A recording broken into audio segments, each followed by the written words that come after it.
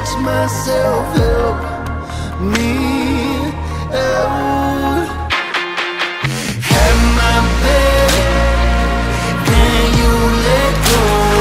I'm fighting with that too. I'm standing alone, just like that. You left me cold.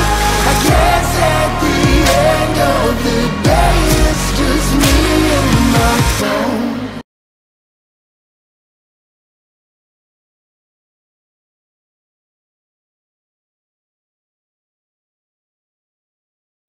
Welcome back to Queen's Mindset. If this is your first time joining us, welcome, welcome, welcome. We are super excited to have you here with us because we are in season 5, guys. Season 5. Can you believe it? We've had so many phenomenal women who've been sharing their stories with you, and tonight is like no other because guess what? We have another phenomenal woman in the room, and she is going to share with you her story. So before we get any further, you have not done it already, I want you to go right ahead and just hit that subscribe button just right below and make sure that you are subscribed to this channel so that you can be kept abreast. All right, so let's head right into it. So welcome, Dr. Lisa. How are you? I am doing awesome. And how are you today?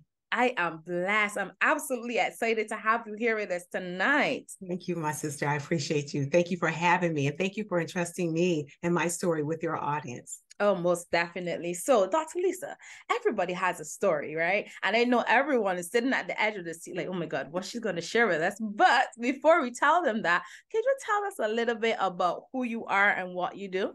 I can. I'm Lisa Yvette Jones, and I am an international speaker. I am a 7-time author and 6-time best-selling author.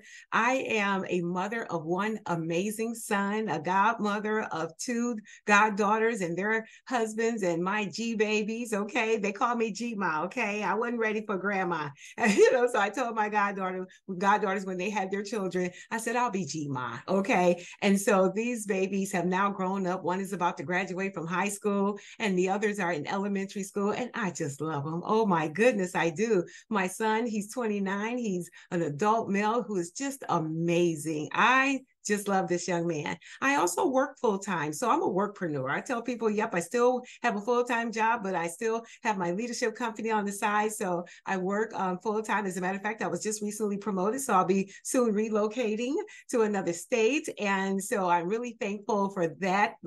I'm going up in more senior leadership positions. Leadership is my love, so I do have the company I Care Leadership, where we aid and assist aspiring leaders in maximizing their leadership influence, cultivating authentic relationships to empower, care, and then also while walking alongside of leaders in their self-care success. How many of you know that self-care is not selfish? It's necessary. It's absolutely necessary, and leaders need to be reminded of that. But the one thing that I want leaders to always know is that we should be having a transformational, humanizing experience with our employees. In other words, care. Care for your employees, care about your employees, because when you care for them, they will care about everything that you care about. So we are so grateful for that with I Care Leadership. I also have an amazing story of how I have been delivered from stage 3 cervical cancer. I tell people I am not a cancer survivor. I am a conqueror of cancer, because when you say I am a cancer, then you are taking claim to that. So that'll teach right there. I am a conqueror of stage 3 cervical cancer, 2 death sentences, but I serve one God, and I am here today because of it. That's a little bit about me in a nutshell. Wow, a little bit. Oh my goodness, that's a little bit. Oh my goodness, that's just so powerful. And I always have to ask every lady who comes on this show, where do you get the time? Because I know, right? You're doing so many things, Wow, that's just phenomenal. Are you guys not excited to hear her story? After hearing all of that, I'm like, ooh, let's hear. Okay.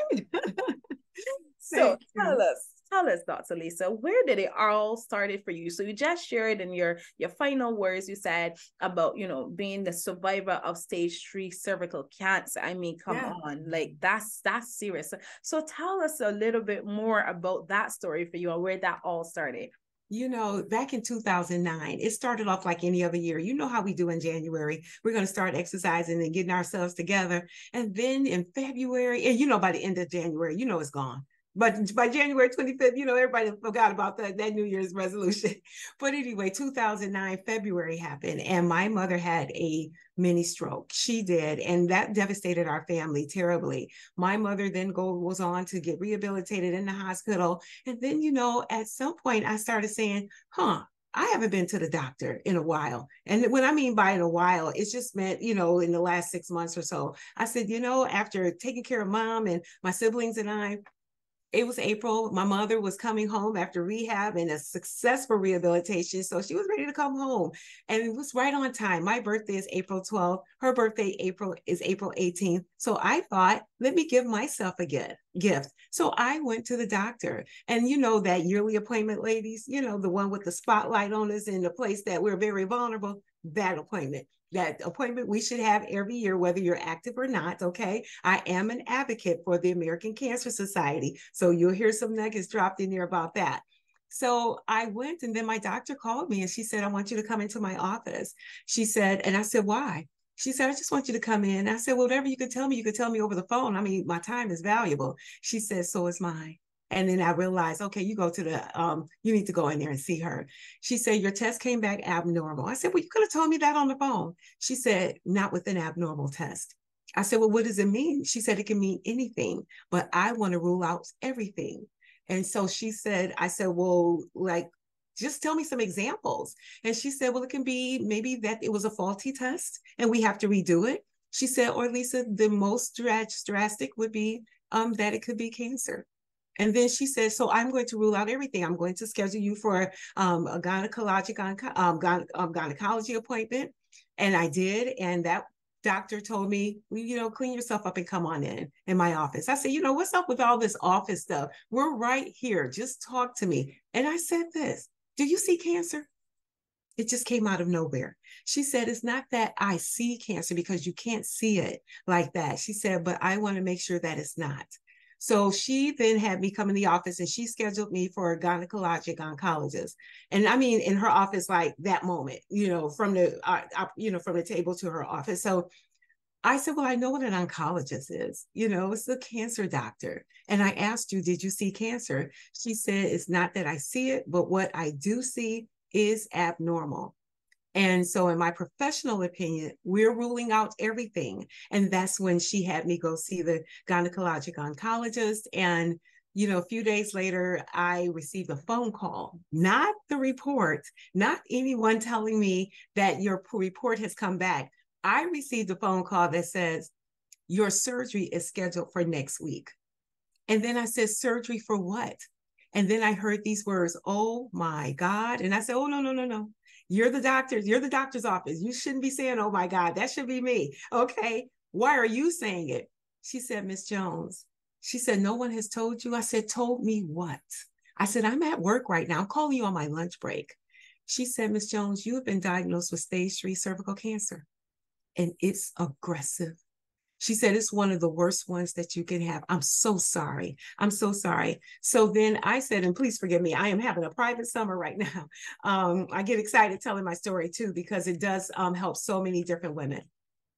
So then I said, well, I want to make an appointment to speak with the doctor. I will not be having surgery until I do that. And so I said, I need to see him. This was on a Monday. I said, I know he's there late. I want to see him on a Wednesday. I then go to see the doctor and he then explains everything to me. He said, you are more than welcome to have a second and a third opinion. You definitely can. I said, and I will.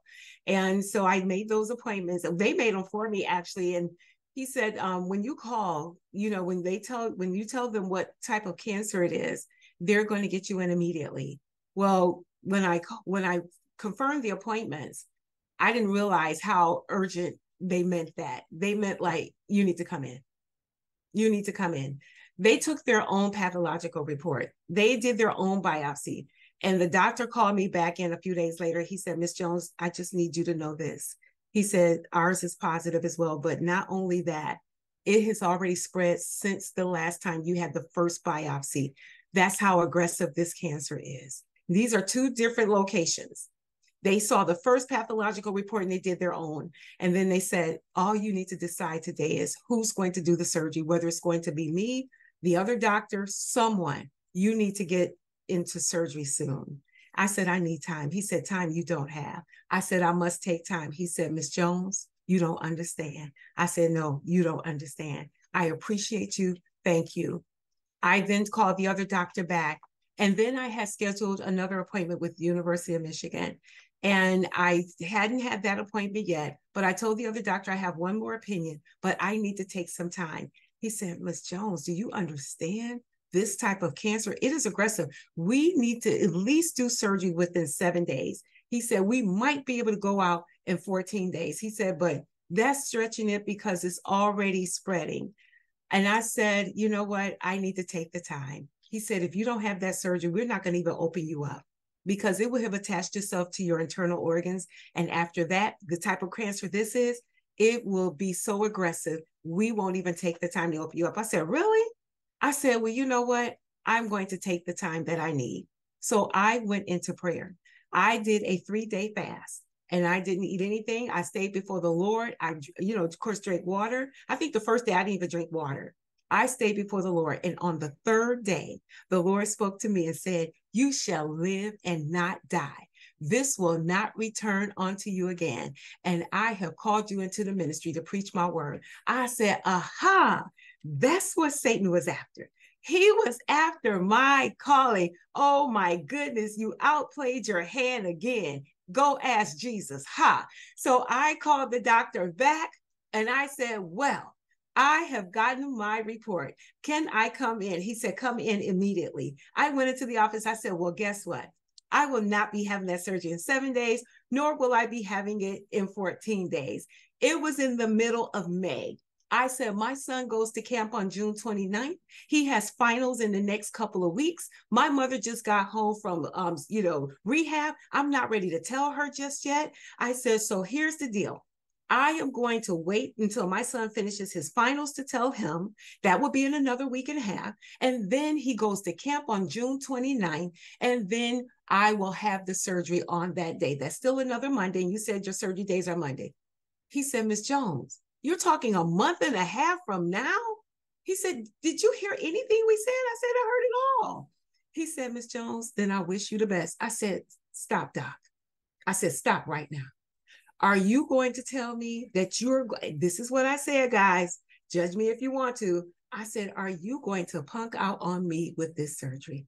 I said it just like that. And I said, Lord, forgive me. But I told him, now that's my version of cussing, y'all. Oh, I said, are you going to do that? He said, what did you say? I said, there's a young lady in the lobby right now reading about you in her history book. She attends Wayne State University where you teach, and you are in her in her medical book because you're the best at this. How did you get to be the best of it? And you telling me good luck? He said, Miss Jones, you are one stubborn patient. I said, no, doc, I am one steadfast patient. I said, I heard from the chief physician and I am not going to have this surgery until June 29th. He said, you went over my head?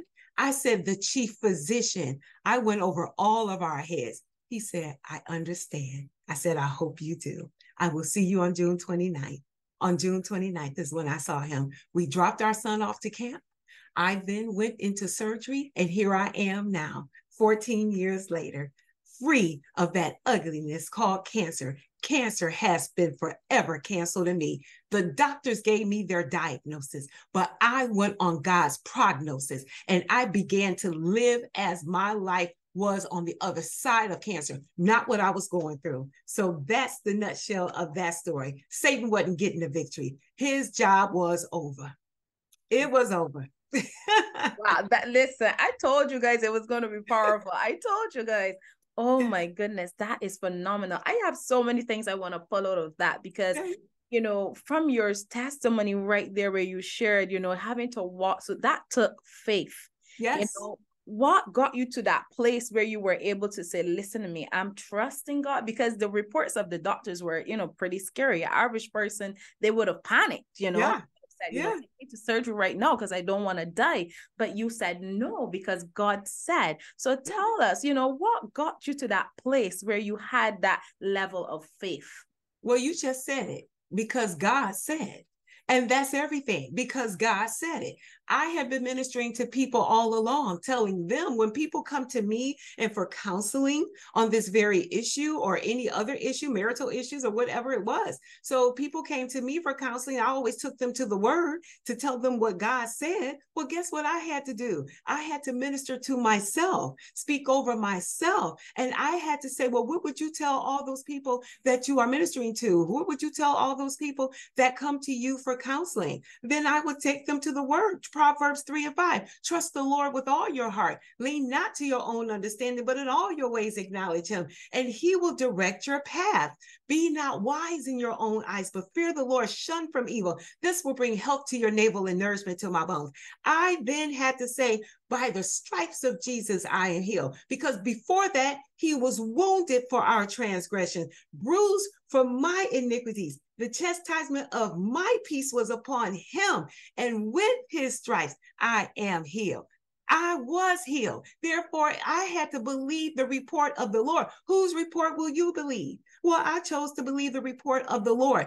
If any time I needed to believe God, it was at the time I received 2 death sentences. Both doctors told me that if I didn't have the surgery within a certain amount of time, that I would die. Then I said, well, whose report are you going to believe, Lisa? This is now the time for you to take all the teachings, all the learnings, all the word that you have, and you are going to have to rely on it. So what I did every night leading up to the surgery, I got this tape by Kenneth Hagin that has all of the healing scriptures on it. I put that tape in and I allowed that CD to play all night. So when I would wake up to go to the restroom or to adjust the heat or the air, whatever, I would then be quoting those scriptures when I woke up, because I had listened to them so much in my sleep. I would subconsciously, I would wake up and then I would be saying the word, saying the word, saying the word. So if you do not have the word of God tells us, and I believe this is what Psalm 107:20, God sent his word and healed them. So his word is powerful. Heaven and earth is going to pass away, but God's word is going to remain. So therefore, I'm going to stand on his word. That's what got me there. If ever I needed to trust God, it was in that moment. And I chose to trust him, my chief physician, over my regular physicians. I give full credit to the doctors and all of their education, but who created them? The chief creator, the chief physician. And that's who I had to rely on, because anywhere that I go as a posse. Me, Father, Son, Holy Spirit. You don't see us, really? You think you just see me? I promise you, I got a posse with me. And that's what I rely on. Wow, that's just that's powerful, guys. I hope you guys are being encouraged, because this is an amazing testimony. This is an amazing story, a story of strength, a story of faith, and a story of trust. Now, I have to ask, as you were going through that, because you said your mom had just came out of rehab, and then your son was preparing to go now off to do his session and so on. Who did you share it with anyone, or did you just kept it to yourself? How did that process go? Excellent question. I'm so glad you asked. I knew I needed to tell someone in my family. So when I received that diagnosis the very first time, when I was at work by myself and no one was there to share it with me, I then called my ex-husband. At that time, he was my ex-husband, but we were still very good friends. I called him and I told him, I need to tell you something. And he was like, okay, you sound serious. And I said, I am. And I told him. And he had left to go to California to do some work there. He was a builder, so he had contracts out there. And he said, I'm on my way home now. I said, no, don't come back now. And the only reason why I said that was because I said, it's May. We don't clean. My son was in a boarding school for high school here. And I said, if you come back any sooner than June, when our son is expecting you, he's going to know something's up. So I said, so just, will you wait? And we'll go and clean out his dorm together, but don't do it now. He said, we'll get through this. We'll get through this together. We've gotten through a lot. I know we got divorced and what have you, but we're going to get through this. And that's what he said to me. And I said, thank you. I then called 3 girlfriends. I called 3 girlfriends that I knew who knew the words and the worth of prayer, because you can't call everybody. Okay. I'm just here to tell you, you cannot call everyone when it's something really serious, because some people just can't handle it. God gave, this was allowed for me. He didn't give it to me, but God, this was allowed for me. So I had to be careful of the people that I was going to share this with. So I shared it with 3 people that I knew who knew the words and the worth of prayer, who wasn't going to fall apart or judge me, but they were going to say, you know what, that's right. Give the devil a black eye. You better wait until the 29th. You go, girl, yes. So these were my power hitters. So I called a mother from my former church. Because I had her to go with me to the doctor. I told her to write down her list of questions, me write down mine. Before we go into the doctor's office, consolidate the list of the same questions she had, and I had just cut those off. I gave the list to her. I said, I'm going to be talking to the doctor. Ask the questions as we're going on if I miss any of those. It was orchestrated. So I then realized I have to tell a family member. So I told my brother. One of my brothers will never tell anything. He keeps secrets to the end. I mean, to a fault sometimes, but he keeps one. And so I told him, and of course he was very upset. He said, how can I not tell our mother? And I said, because I've asked you, not right now. Let's wait until Anthony, my son, take his finals. On the day he does, we're going to tell him. And then we will all come over to mommy's house. And then I will then share the news with everyone. My brother told me after I shared that news with all of them, because I had to call my siblings who were out of town to put them on speakerphone. And all of a sudden, everybody was at my mother's house. So my mother's thinking, well, wow, how did all of you just decide to come over on the same day? This is something. And then she said, and you got your other siblings on the phone? Why are all my children here? What's going on? And then I said, well, I have something to tell you. And that's when I told my family, and they lost it. They did. They were in shock. My mother, the same thing I thought would happen. I was like, no, I don't want to set her back. And she just kept saying, Lord, why not me? Why didn't you just put the stroke and the cancer on me? I was like, no, stop. No. And so we had to comfort everybody. And that's what I was saying. See, I need you guys to stand strong with me. This is what I didn't need. I did not need that. I said, we have our son. We got him together. I said, but I need you guys to stand with me. Join me and join your faith with mine.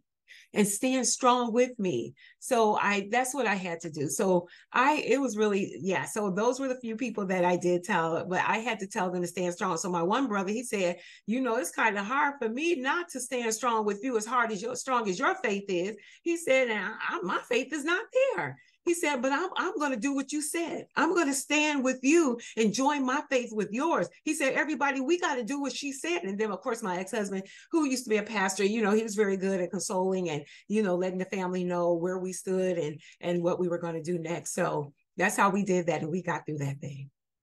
Wow. And now, mind you, I went through 6 months of grueling chemo. That's a whole other talk show. Oh, my goodness. Oh, my goodness. Yeah. Wow. And what about your son? What was his response? So I know you talked about the family as a summary, but what did he say? My son was like, Ma, for real, Ma. And he then started crying, but his dad was so good with him. Whenever it came to bad news, even though I feel that I'm really good with, being able to console, but his dad just had a special way he did it with him. He was, he pulled our son together and he was like letting him know, man, this is what we're going to do for mommy. And this is how we have to be for mommy. Okay. So son, I want you to grieve it. Get it out. If you sad about this, I want you to do it. But here's the thing. Mommy is the one who's going through. We need to stand strong with mom. Okay. And he was like, okay, daddy.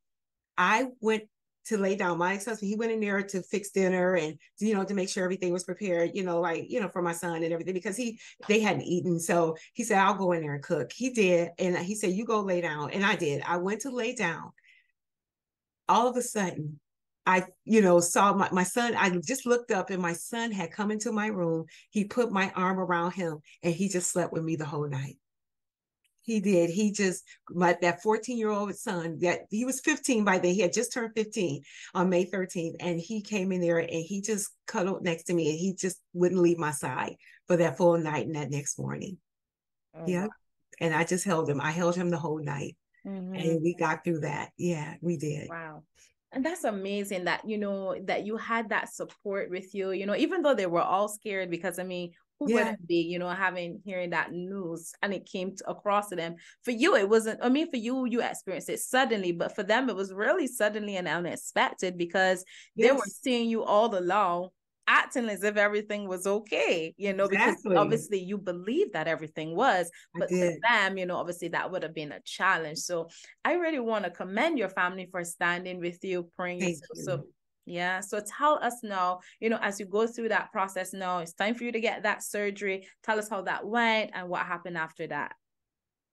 It's funny. Okay. So the surgery, and what I mean by it's funny, it's just, you go into the surgery thinking you're going to feel this certain way afterwards, and it was something that was something totally different. I went into that surgery like, let's do this. Really, that whole morning was, I was prepared. I was prayed up. I, did all the things that the doctors had you do to prepare for surgery. All of that was done. We then, mind you, I never told my son we were having surgery. We never told him I was having the surgery. We only told him about the diagnosis. We had already paid for summer camp and we were not going to waste our money. And then we just figured, you know what? He doesn't need to be here for the surgery. He does not. So on that morning, it was a good thing that the church needed them at the church by 4:00 in the morning. I needed to be at the hospital by 6:00 in the morning. My church was down the street from the hospital. So I just got there extra early. So we dropped our son off, waited till they got on the bus. We followed the buses out, to the street. And then my husband, at that time, he then took me right onto the hospital, which was right down the street from the church. And we went in and they prepared me for the surgery. And I had the surgery. It was 5 hours. Went through the surgery, came back in recovery, and was very sick after that, just because of, just surgery. But otherwise, I went through the surgery. And that whole process was fine until I started to take chemo the next month. I then came home. But while in the hospital, here's another thing. My son wanted to talk to me, and his dad kept answering the phone. So he finally told his dad, why aren't you allowing me to speak to mommy? He said, what's wrong? And he said, son, well, your mom's just resting. He said, Daddy, you said my mom is resting a lot. Why is my mom resting?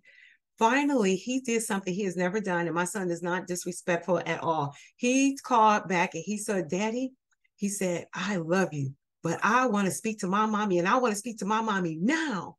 And Anthony told me what he said. And I said, oh, and I said, yeah, you know how he feels. I said, we can't keep it. So I got on the phone. I still had the tube down my throat.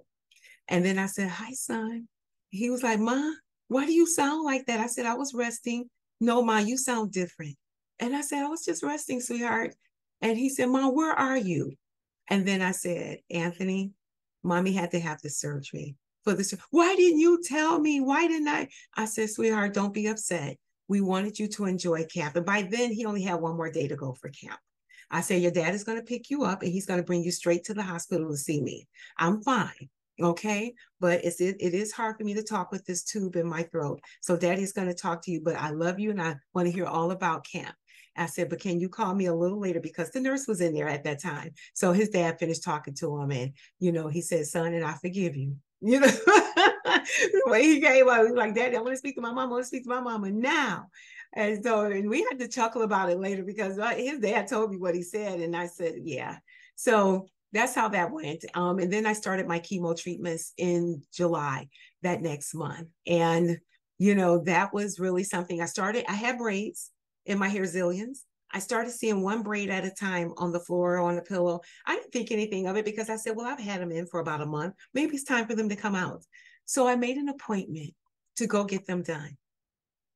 I made that appointment and the young lady, all I kept hearing her go was, ooh, ooh. And then I was like, why is she doing that? I said, well, let me help. And she smacked my hand down, her and her mother.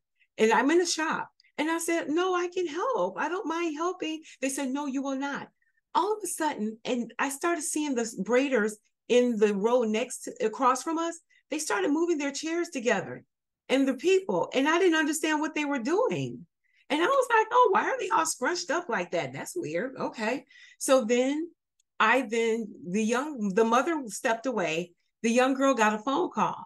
So I then reached up on my head and I went to pull the braid out and the braid just fell off. I said, oh, that was hanging on the end. Then I did another one. I said, I realized, no. And then I just started shaking and shaking and shaking my head. And every one of those braids fell out. I said, no, all of my hair is gone. No. And then those sisters grabbed me, the African sisters, those they Senegalese, and they grabbed me. They said, stop it, sister, stop it.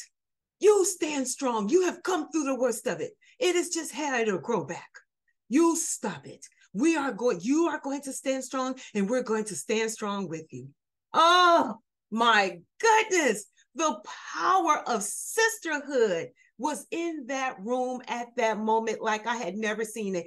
They were already protecting me because when they started moving the chairs, you know what they were doing? They were shielding me from seeing what they were already seeing back there. They were already giving each other clues. I'm reading. I had a book and I'm reading it because I'm a bookworm. I read books all the time.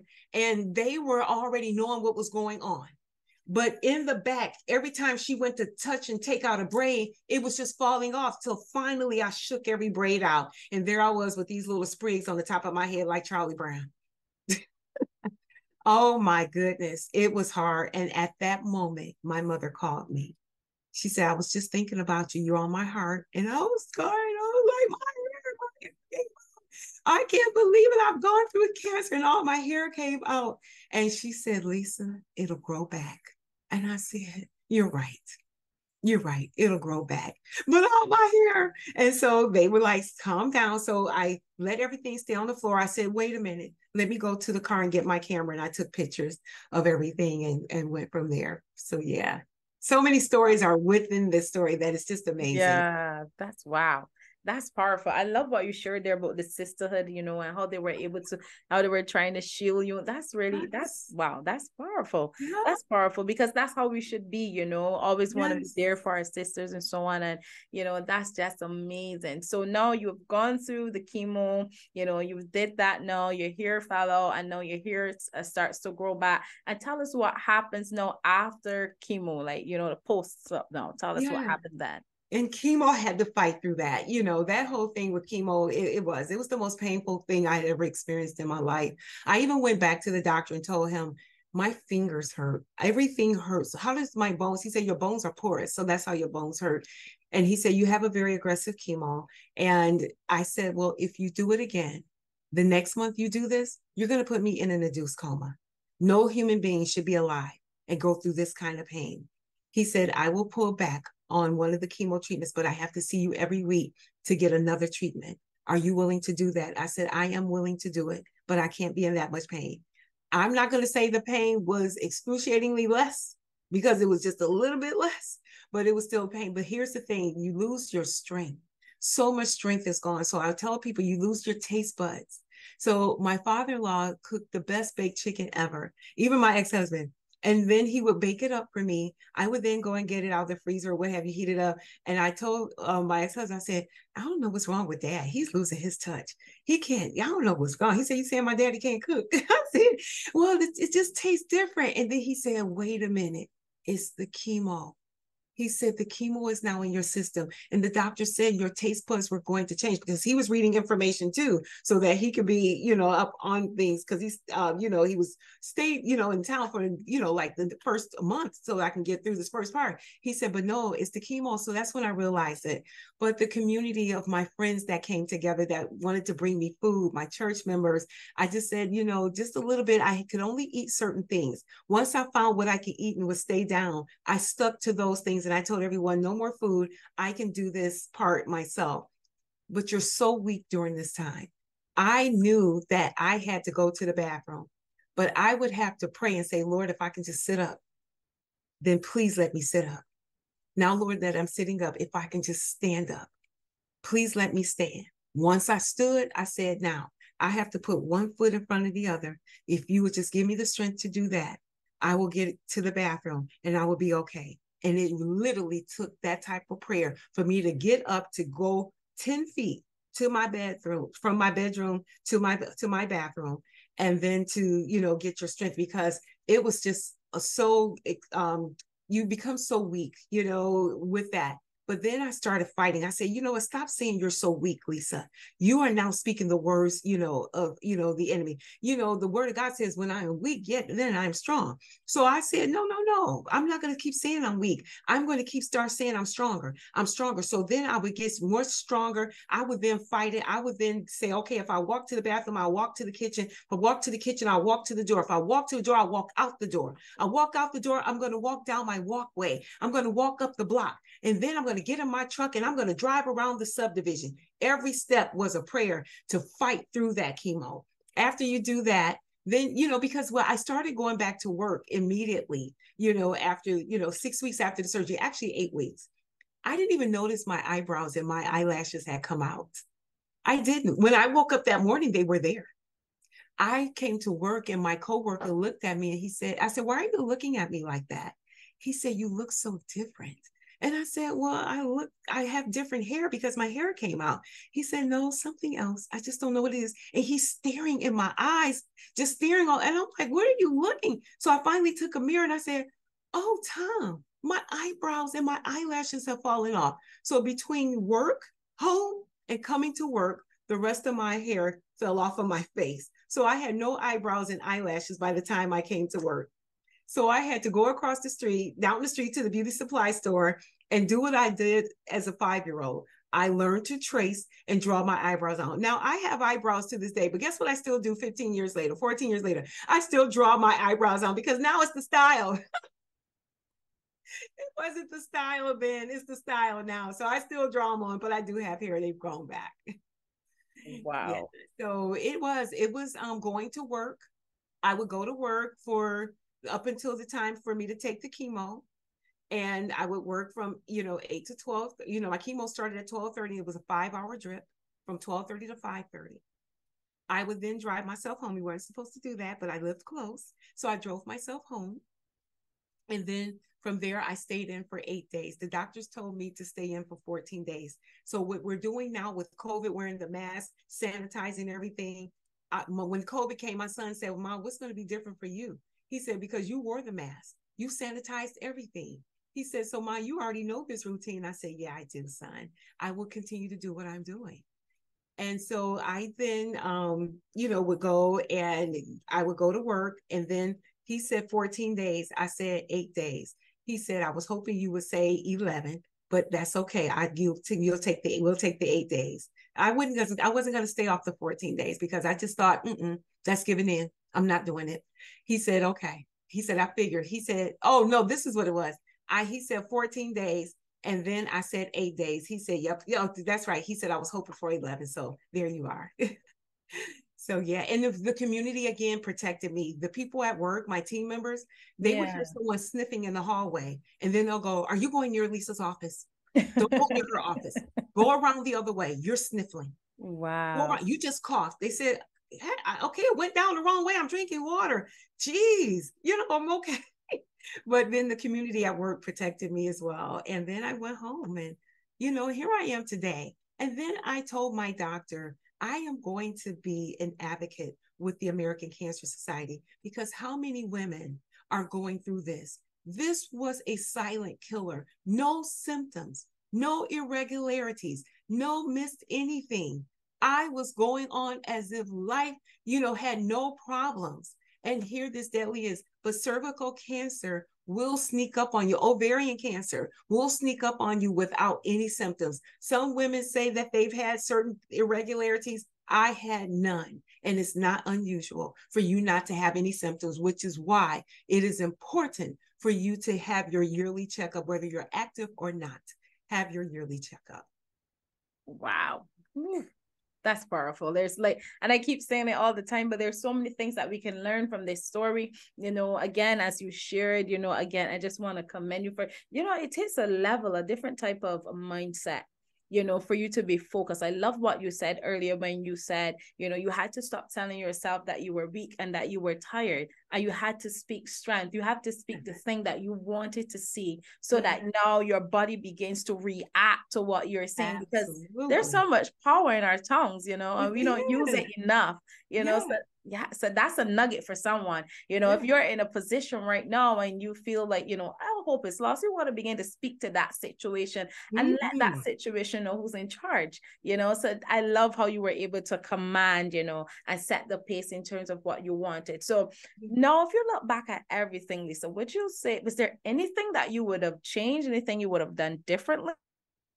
One of my girlfriends was talking to me who had gone through, the same, not the same, but she was diagnosed with breast cancer. And she knew, the doctors had told her with the type of chemo she was going to have and radiation, that her hair was going to fall out. She had long, beautiful, thick hair. Oh my goodness. Mine was about shoulder length. Okay. And hers was maybe a little longer. It was just beautiful. We always complimented her and told her she had Oprah hair, so she then had her sister cut her hair off. She just said, I'm just going to get rid of it now and do it. Well, me, because I was like, hair is not going to fall out. Okay, I'm healed from this. That means everything is healed. There is no hair that's going to fall out. And when my hair fell out, I was, oh, Father, I didn't doubt God, though. I never did doubt him. I just want you to know that. So I said that I would have probably considered cutting my hair, but my faith, that I had would not allow me to do it. I said, Deon, I still don't think I would have ever done it. Nope, I wouldn't have. So what would I have done differently? I don't think I would have done anything differently than the way I did it, based on the circumstances at that time. The things that my son was getting ready to embark upon, his finals. Okay, I was not going to interrupt that. My mother having just come home from rehabilitation after having had the stroke, I would not have told her any differently. So I wouldn't have done anything. I do believe everything I did was orchestrated by me being led by the Holy Spirit. I do. Yep. I love that. That's perfect. I wouldn't have done anything differently. Yeah, that's beautiful. That is beautiful. So I know we're coming quite to a close, but I want to I know time flies, right? And we're having so much fun here. I want to ask that question, if there is a woman right now and she's watching and, and she's thinking, oh my goodness, Lisa, oh my goodness, this is me. This is where I'm at. What would be your words of encouragement to her? I would say to her, if she is a woman of faith, get in your word. Read every scripture on healing and trusting God, and do it regardless to what anyone says, and keep the naysayers out of your ear, because there are some people who are not going to agree with your method of doing something, but people know me. That's why I said I went on a fast and prayer. I would tell any woman, fast, please fast. Cut off everything, cut out everyone, all of that, no TV, no social media, any of that, and go before the Lord and get your marching instructions from him. If you are not a person of faith, then I would say get very still and very quiet and listen to your body, and then follow the leading of your body. Let me tell you what happened with me. All of a sudden, after the diagnosis, I started getting this unquenchable desire to eat berries, blackberries, strawberries, blueberries. I didn't even know there were yellow berries. And I'm like, raspberries, berries. I could not get enough of them. I knew my former first lady was diagnosed with cancer and had gone through that. I called her and I said, Mother, I need to tell you something. Something has happened. All of a sudden, I just want to eat berries. She said, She said, the same thing happened to me. She said, the antioxidants are fighters of cancer. She said, so Lisa, your body is already telling you what it needs. So continue to eat the berries because you need the antioxidants. Your body knows that. So I would tell the person, listen to your body. And if you get a certain craving for something that is very healthy, do it. Go for it, because your body is already in fight mode and is saying, this is what I need to fight against this. And I didn't know that at the time, but I had to reach out to somebody that I knew who went through it like that. And I called another girlfriend of mine, and she said she could not get enough of, I think it was sweet potatoes or something of that nature. And I said, really? Her body just started, craving the things that it needed for her as well. And she said, Lisa, and I do believe it was berries for me too, but I knew I just had to have a sweet potato every day. So our bodies start talking to us and starts telling us, and you start getting that craving, do not ignore it. So listen, Lisa, this has been a phenomenal time. We've definitely been enjoying it. Just hearing your story is so encouraging. It's so powerful. I just really want to thank you for, being here and for being so transparent as well. I'm really sharing from the heart. I'm sure that our women here have been blessed. Listen, ladies, if you have not done it already, I want you to go right ahead, like, share, and follow, and make sure you're commenting below, because both Lisa and I, we want to hear from you. Yeah. So, before we go, Lisa, now, because you said a lot in the beginning when you talked a little bit about who you are and what you do, I want you to tell us about what's up next for Lisa. What are you doing? Those individuals who are watching right now, they may have really, really fall in love with your story, and they want to follow you. They want to learn more about what you do with the Cancer Society and everything else that you have going on. So go ahead and tell us where we can find you. You can find me on all social media. Mainly the main ones. So Facebook, Instagram, I'm there. And so mainly on the social media. LinkedIn, I definitely have to get, because I'm a professional, so I should be on LinkedIn. But then I also want to plug one of my books. This book, Courageous Women Finding Strength During the Storm, is where I first told my story. So this is one of my first books, but I do have a total of 7 altogether. I am also a Les Brown Power Voice speaker. So Les Brown, I shared the virtual stage with him, and I've also co-authored a book with Mr. Brown. So The Greatness is in You. I have a story in here on that one. And then Women of the Power Voice. This is the summit that I spoke on with Les Brown. So my speech is actually in here. All of the authors and the speakers for that came together, and we put our speeches in the book. So Women of the Power Voice, I was one of Les Brown's Power Voice speakers for the women's conference. And this book, oh my gosh, Unstoppable Faith. Unstoppable Faith. You have got, this one right here. If you want to really hear about how I really had unstoppable faith through my through going through that cancer diagnosis, then this is the book that you want to get to. And then Queen Esther's Royal Code, I talk more about in here the power of leadership, biblical leadership in this book, because we know Esther was a leader. So I talk more about biblical leadership in there. And then what does it take for you to write your story? And again, I'm having a private summer, y'all, so I'm just going to dab here a little bit. But anyway, women overcoming through writing. Many people is finding a struggle to get their stories out.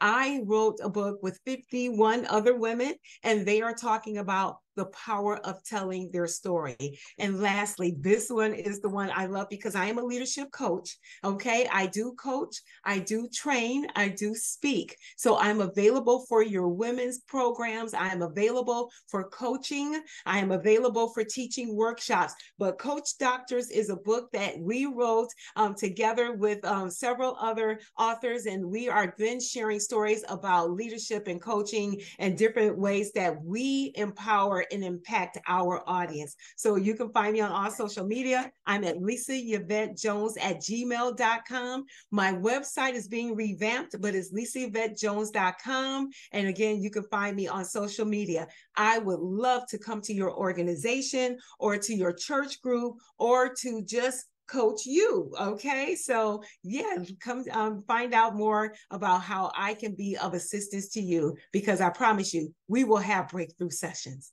We will have breakthrough. So if you are looking for a breakthrough, you want to coach with me. Awesome. Amazing. Oh my goodness. Thank you. I can just see the comment section right now. Oh my goodness. Thank you so much. It's been phenomenal. And then we're on our way out. If you have 3 lasting words, of encouragement that you want to leave with the women, I want you to go right ahead and just tell them before we go. Trust the process. trust the process. Okay, that's what I would tell you to do. And then make sure you stay diligent to it. Okay, the process of having faith requires you, whether it's anyone else involved or not, you have to push everyone else to the side and say, this is what faith is. And this is what I heard a preacher say a long time ago. Faith is forsaking all, I trust him. That's your faith.